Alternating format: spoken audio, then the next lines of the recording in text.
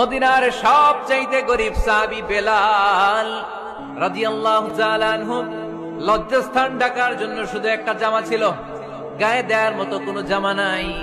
এই সাহাবীর মতো গরিব কোন সাহাবী মদিনার জমিনে নাই।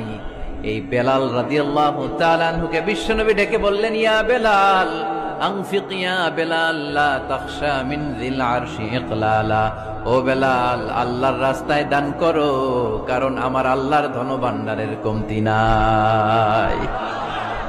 সাইয়েদনা বেলাল রাদিয়াল্লাহু তাআলা আনহু সবচেয়ে গরিব। শুনতেছেন, বুঝতেছেন? সবচেয়ে গরিব।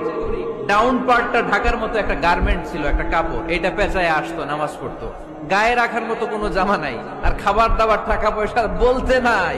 ওই সাহাবীর বিষ্ণু ইসলাম বললেন, আনফিক বেলাল, বেলাল তুমিও দান করো, তুমিও দাও, দানের হাতকে প্রশস্ত করে দাও।